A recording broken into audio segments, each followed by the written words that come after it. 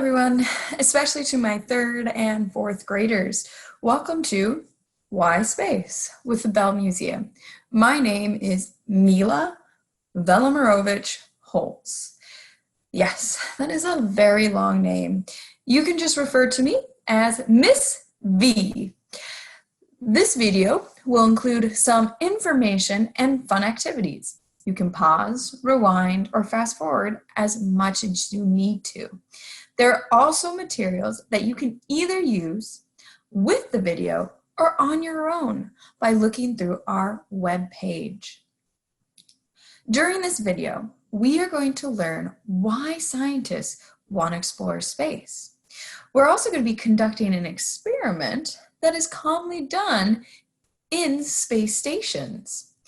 Afterwards, we're going to learn about what are some needs if you want to live in space or on a different planet.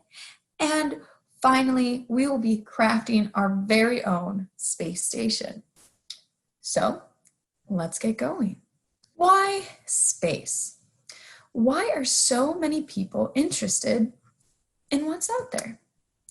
Well, people have been studying the stars and outer space for thousands of years. It first just started with people looking to see what's out there. And then it began to move on to many different tasks that happen on our planet Earth. For example, people began using the stars to guide them as they traveled across the seas. Examples of these wayfarers were part of the Polynesian culture, and some were known to be the early Hawaiians. They used the stars as one tool to move from island to island. In fact, a common constellation that you might know is Maui's magical fishhook. Now, the early Hawaiians were not the only group of people that studied the night sky. Our next door neighbors, Gibbs Farms, has provided us a lot of information about indigenous tribes that actually studied the stars. Gibbs Farm spends most of their time talking about the Dakota tribe. And we have learned quite a lot about how the Dakota tribe recorded scientific observations of the night sky. Many North American indigenous tribes use the sky, like the sun, moon, and stars, help them track natural phenomena that happen on Earth. The Dakota tribe is a good example of Native Americans using the sky to help them record information and gather scientific data. In fact, the Dakota people observed 3 ecological patterns in the fall that match up with the location and image of the moon. These include the moon when the rice is laid up to dry, the moon when the wind shakes leaves off trees, and finally, the moon when the deer shed antlers. The Dakota tribe used the moon as one of their tools to determine when to harvest, hunt, or even move from one home to another. Scientists have continued to expand their studies of the sky into space itself and what we can learn about living in space. Many people began to study what is space and what can we discover about it. Galileo was one of those many scientists. He spent his time studying Jupiter and discovering its many moons. In fact, a lot of the scientists today have used Galileo's observations to learn whether those moons could have life on them. Even here at the University of Minnesota, people are studying space. Here we have Professor Alexander, and in his hands, he has a 4-billion-year-old meteorite. Scientists use this specimen and many others to better understand what is out there in space. Also, we have here one of our planetarium educators, Tad LeCourcier, who is testing out a telescope equipment that we use at the Bell Museum to educate schools, campers, and our visitors. Now let's think about right now. What are scientists currently studying about space or trying to accomplish? Well, right now they're trying to answer a few questions. One, how can we travel through space safely, but also efficiently? Two,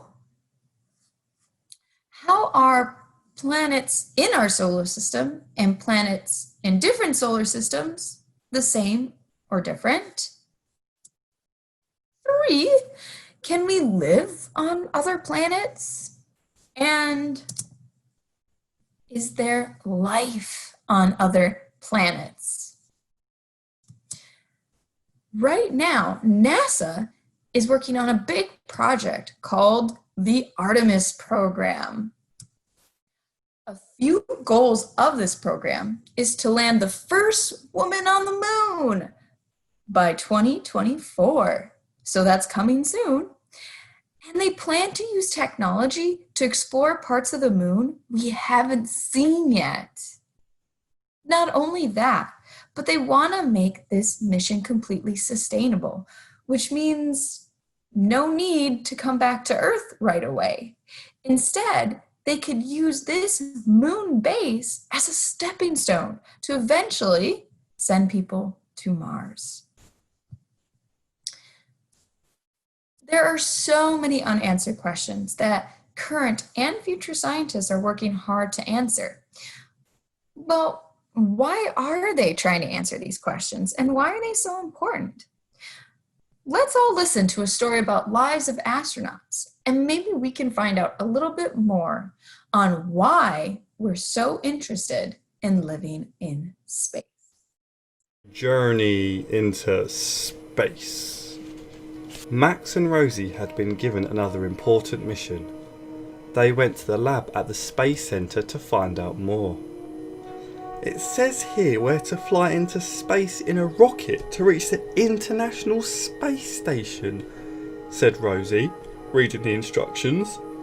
Sounds awesome. Why? Asked Max.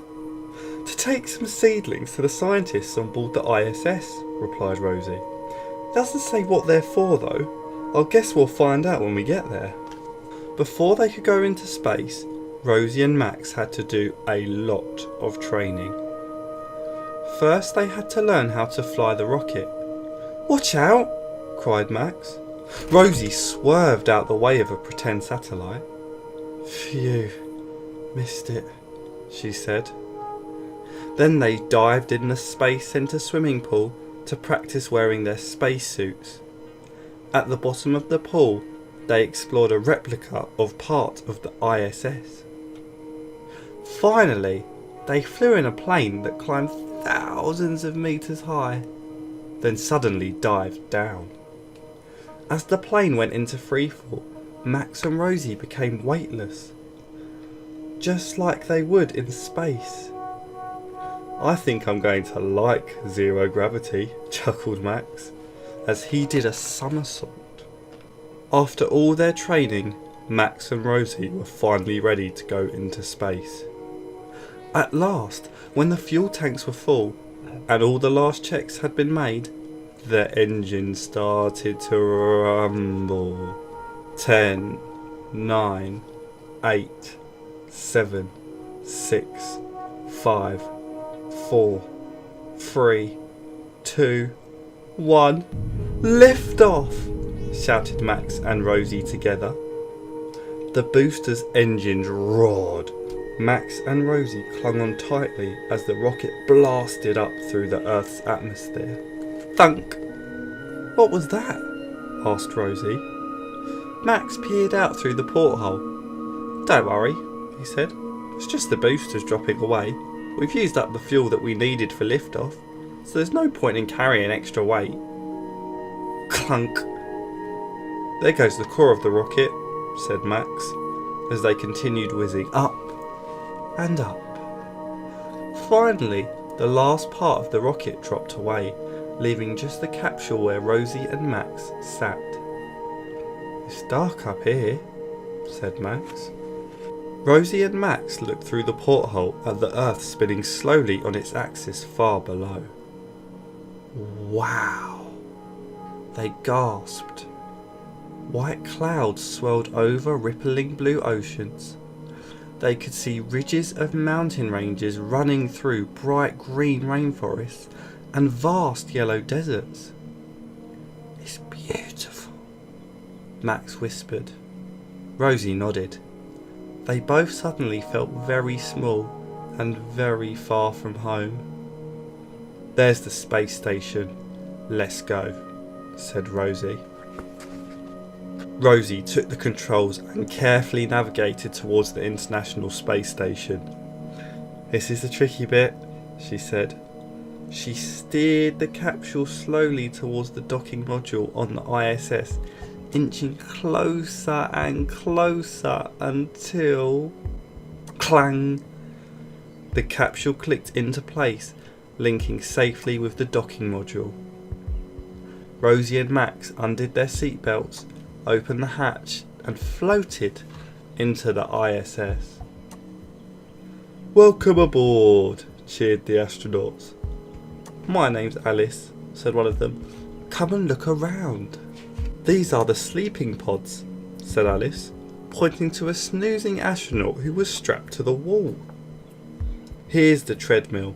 Without gravity, our muscles get weak easily, so we exercise for 2 hours every day.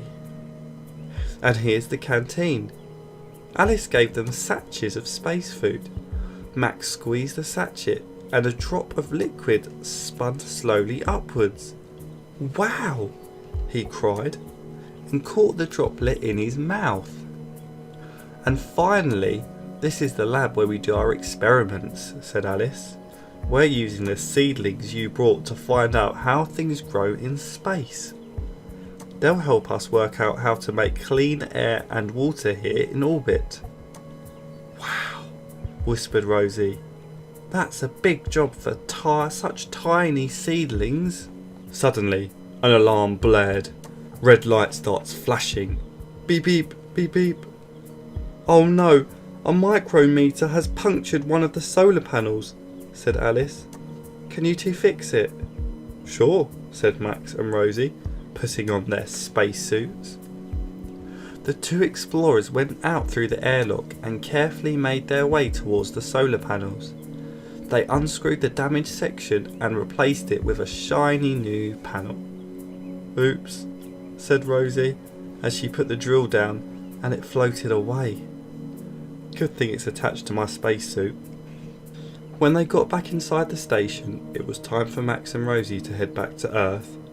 They went through the hatch into their capsule. "Thanks for all your help," said Alice. The ISS drifted into the distance as their capsule started to fall towards Earth. The part of the capsules that weren't needed fell away, leaving Max and Rosie in the snug descent module. Soon they were plummeting down through Earth's atmosphere. The outside of the module blazed red hot. "I'm glad we're safely in here," said Rosie. At last, the parachute opened with a whoosh. "Whee!" Rosie and Max shouted. They landed in a grassy field with a bump, bump, thud. Rosie pulled herself out of the little hatch, then helped Max haul himself out. "Now I miss zero gravity," she giggled. A crowd of scientists was waiting for them where they had landed.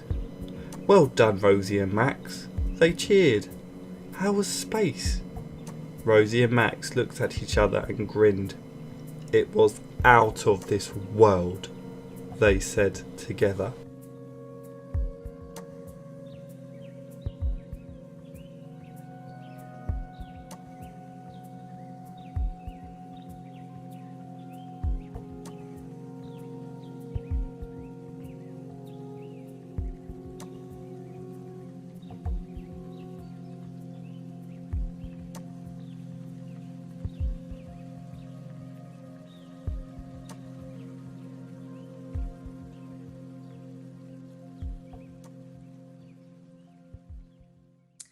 Well, there seems to be a lot of things that go into exploring space. We have to take rockets up, we have to do investigations while on the space station, and do maintenance. It just seems like a lot of work, and it seems to take a lot of time. So, why? Why do we need to use all that time and energy to study something that's not even on our planet? Maybe this video can give you more of an idea about why it's so important to explore space. 10, 9,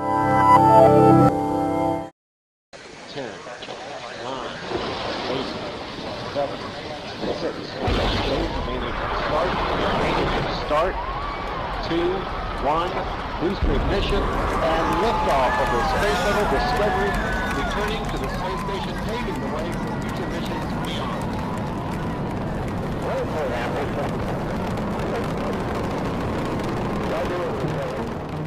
Our first rockets were weapons, from the German V2 to Sputnik. We rode to space on the tip of giant missiles. We were driven by war, a little bit of fear and paranoia. We rode those rockets to orbit with Alan Shepard and Mercury. We rode those rockets to the moon with Apollo. When Apollo astronauts stood on the moon and they turned around and looked back at Earth, nearly 400,000 kilometers away, it changed them.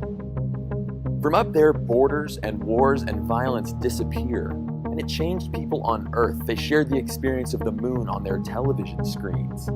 They decided going to space didn't have to be about fear, it could be about something else. So they built this. This is Discovery. Now, it's the name of a shuttle, but it's also what the ship itself represents. And for the first time, our astronauts weren't only soldiers, they were teachers and scientists. Instead of war machines, we launched telescopes that could see to the edge of the universe and almost to the edge of time. With the International Space Station, we built a home for the whole world. Yes, we built spacecraft so we can explore, but when we build spacecraft, we build technology for better clean energy and medicine. Today, we have replaced Discovery with Curiosity, a robot that extends the reach of our species. It allows us to exist beyond our own consciousness, to expand the human experience beyond our home planet. We push a button on Earth and we do work on Mars. And using the technology that came from our space program, we ourselves can go beyond Earth. But people ask me all the time, why not just send robots to space? Why send humans? Because people come home, and every astronaut who's gone to space has been greeted by the whole world as a hero. NASA might send humans to Mars by 2030, and private spaceflight expands our ability to go to space, you and me.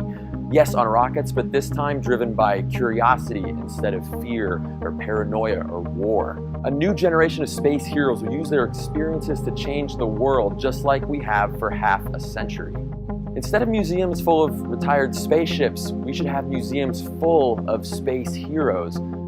Discovery, the space shuttle, might be grounded for the rest of her days, but just maybe, if we're willing, Discovery can carry us beyond Earth again.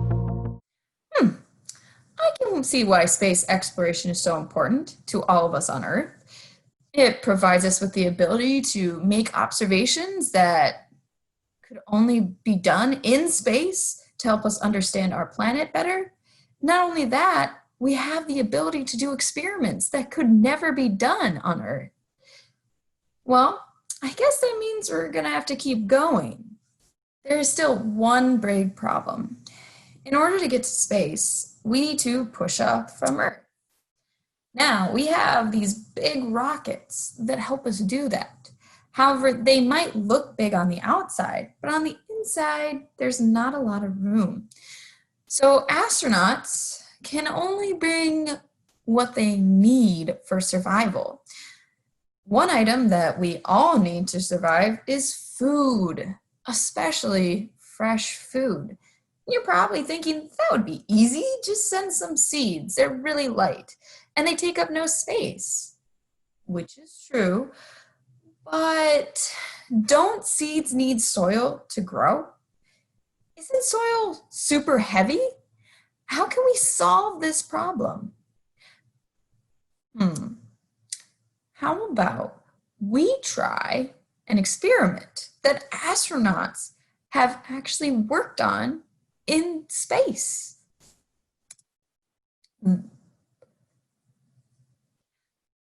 we are going to do a fun little experiment called the Seed Be Free experiment. What we're trying to find out is, can you grow a seed without soil? Well, let's find out. First thing is you need to gather your materials. You'll need some type of seed. Now, I provided some examples of seeds that you can use. The seeds that grow the quickest are zinnias, marigolds, mung beans, and alfalfa. However, those seeds can be small, and sometimes they're a little bit fragile, so it doesn't mean they're going to grow for sure. But if you can get them to grow and you have really good eyesight, you should have no problem seeing them grow in the cups that we'll be using. However, if you want to make it a little bit easier on yourself and you don't mind waiting a couple extra days, I would suggest using a lima or a kidney bean. They're very easy to see, they just take a little bit longer to grow. For this experiment that I've conducted, I actually used a sunflower seed, which are also relatively easy to see and grow pretty quickly if you put them in the right environment. But this is up to you. You choose a seed that you like. Maybe it's your favorite vegetable or favorite fruit. Maybe it's a seed that you have around your house. Whatever you would like to use, feel free to use it, experiment. Along with the seed, you are going to need water. Any type of water is fine. You can just get it from the sink if you need to. Soil. You don't need to go to a fancy store to get this soil. In fact, you can just try to find dirt around where you live. And if you don't have dirt, a lot of garden centers and big box stores, they'll have soil for you. You'll also need a paper towel and some clear cups. Now, you don't necessarily need a clear cup, but if you want to be able to see your seed grow throughout the next couple of days, a clear cup is your best option. All right, let's start setting up our experiment. All right, everyone, it's first time to choose your seed. What I found after my experiments is the best were these sunflower seeds.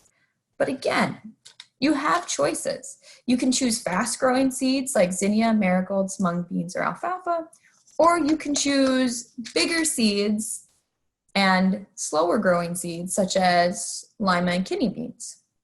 Sunflower seeds tend to grow pretty quickly, so if you have any around, feel free to grab them. Again, you can use any seed that you have at your disposal. You don't necessarily have to go to the store, a fancy store, to find this. Once you've chosen your seeds, place one of your seeds in a wet paper towel. So I'm going to take my clear cup and my paper towels.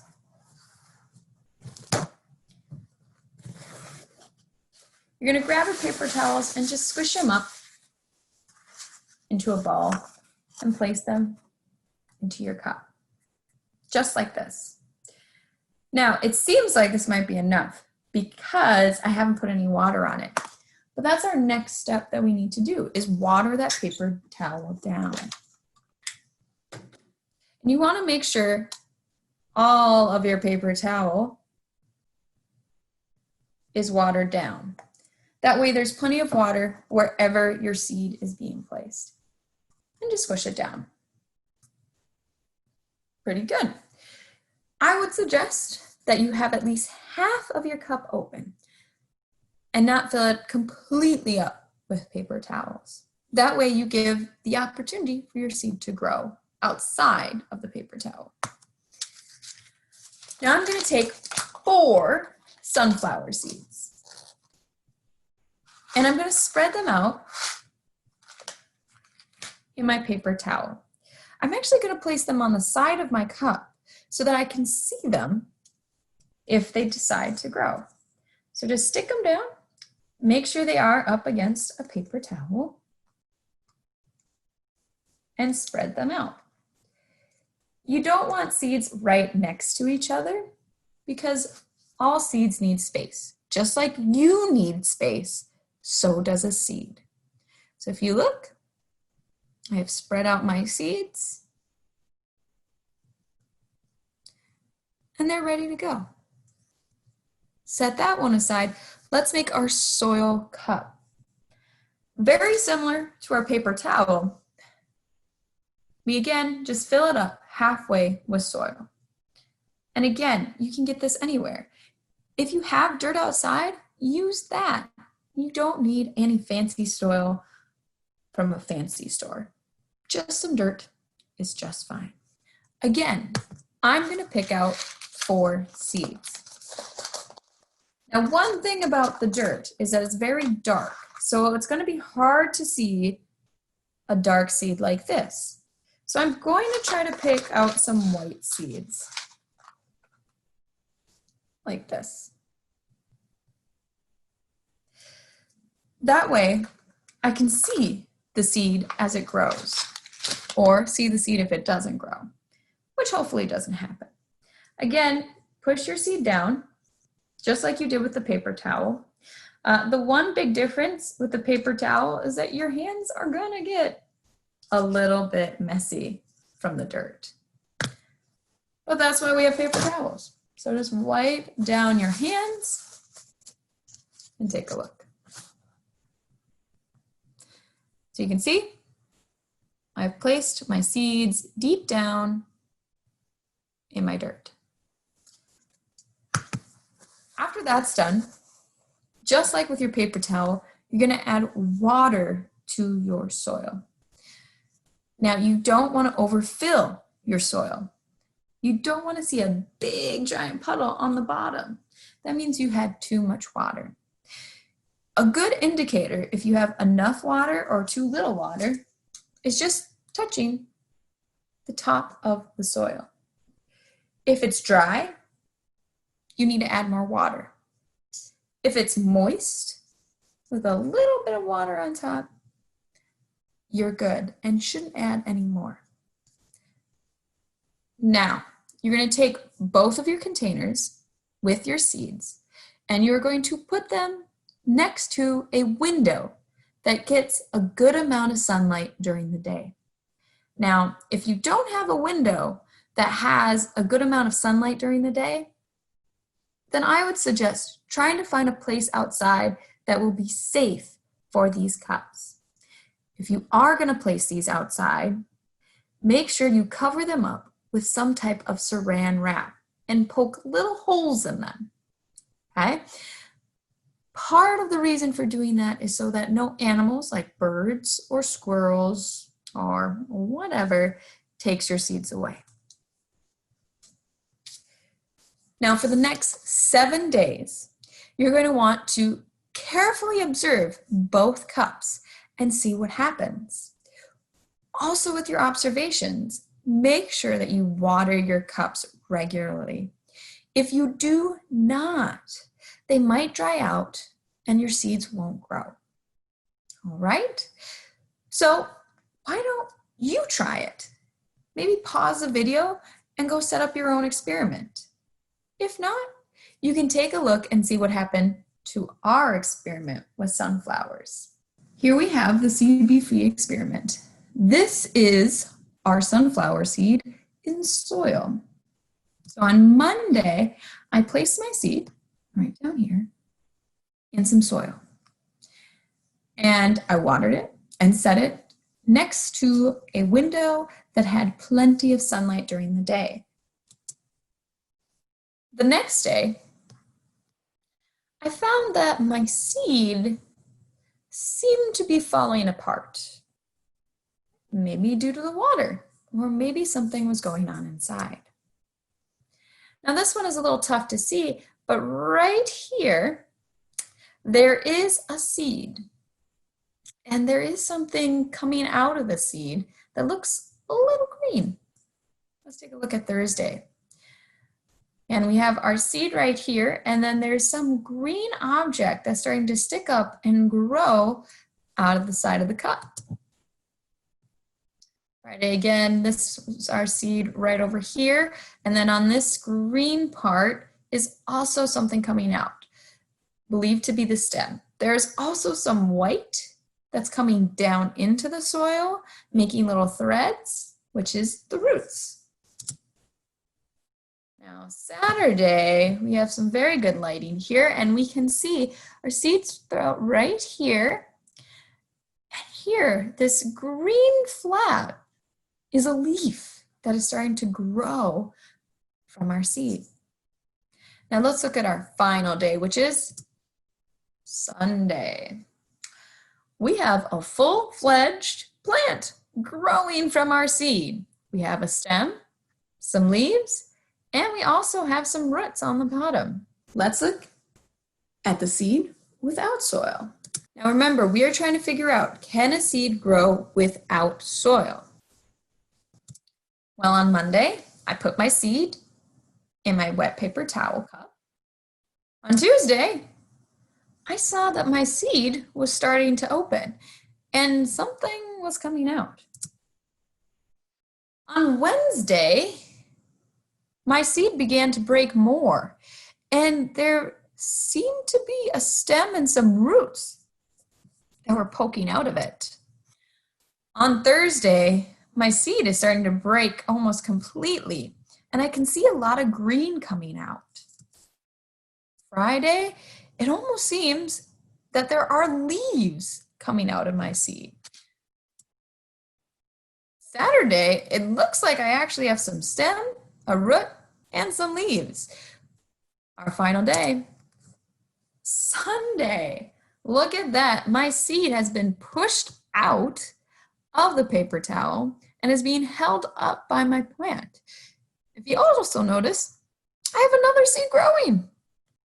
So again, our question was, can seeds grow without soil?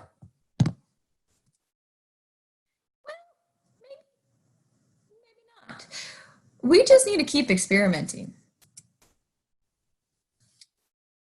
I challenge you to find more about what plants need to grow and try out more experiments. You can maybe change up the medium. So instead of using paper towels, use cotton balls or just plain old water. Maybe you can try using different seeds. I use a sunflower seed. Maybe try using smaller seeds, bigger seeds, seeds that take longer to grow, seeds that take short time to grow. It's up to you. Let's figure out together, do seeds need soil to grow? Well, based on our seed experiment, I think we can say that plants in space need at least water, which is good because astronauts need that as well. So that won't be a problem bringing that with them. What other things might you need if you want to live in space? Well, let's think about what you need on Earth to survive every day. Let's make a list. Number 1, I would like you all to copy me.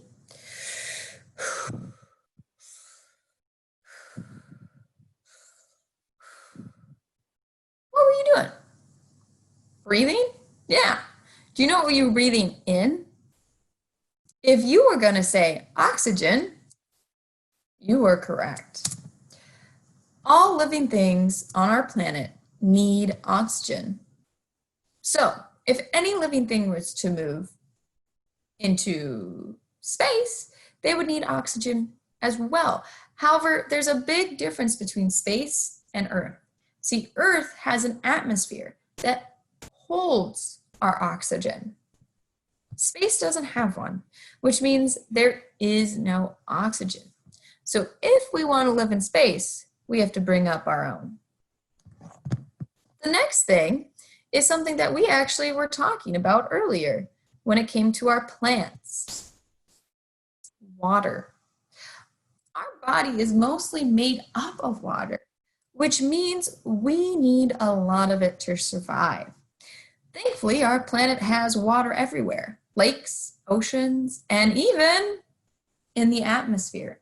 In fact, that's where a lot of our water will come from. It will come down from our atmosphere as rain and be stored in lakes and oceans.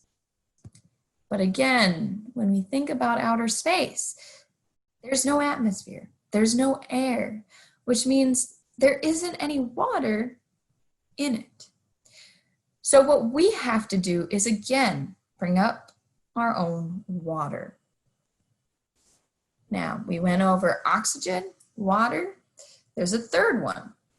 And this third one is what you need for energy.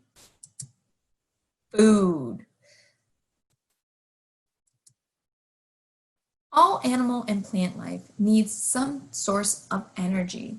For us, we eat other plants and animals to gain our energy. However, in order for plants and animals to survive, they need water and oxygen.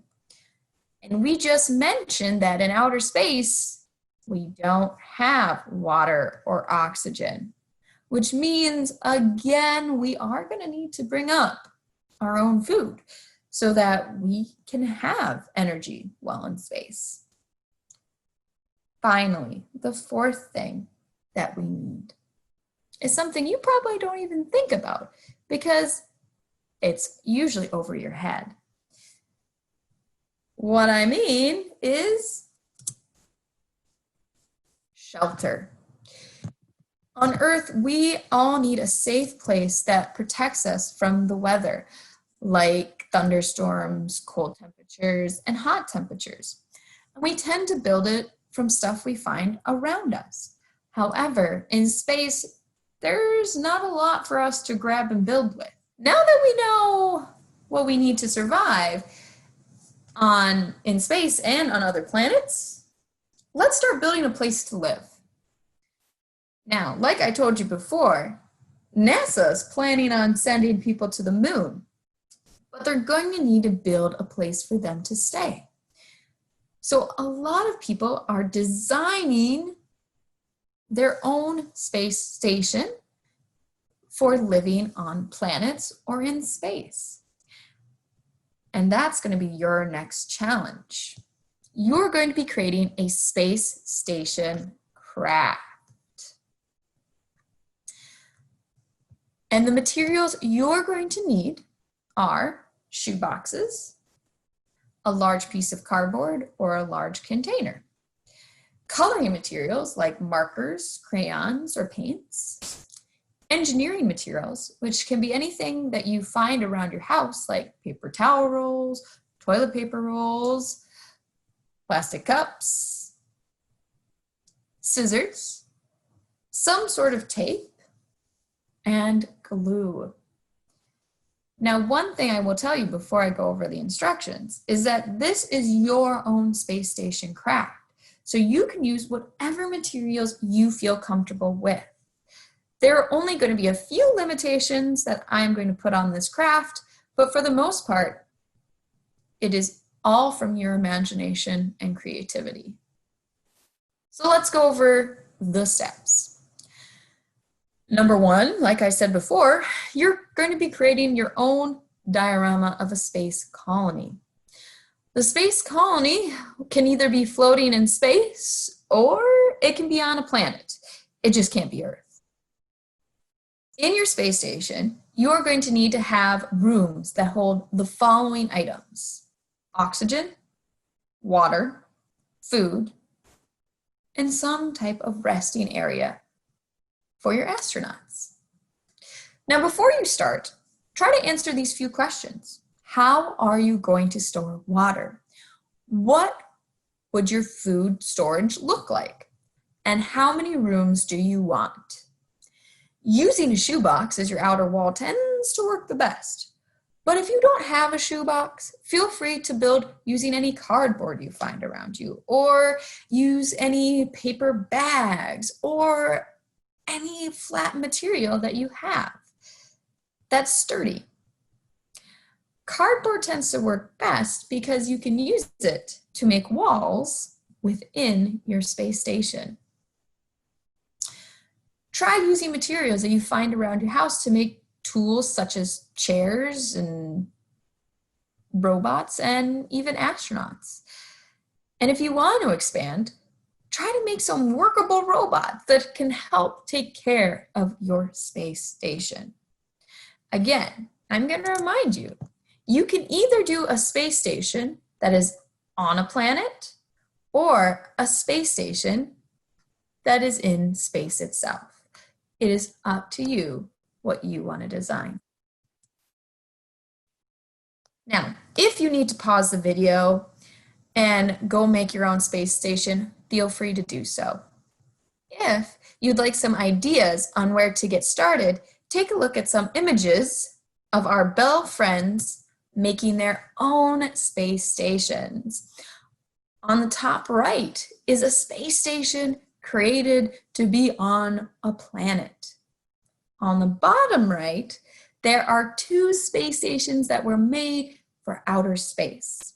I would like to also point out that those 2 designers down there are my niece and nephew, Mason and Bella. Thank you, Mason and Bella, for helping us out and showing us your amazing space stations. Well, everyone, we learned quite a lot today.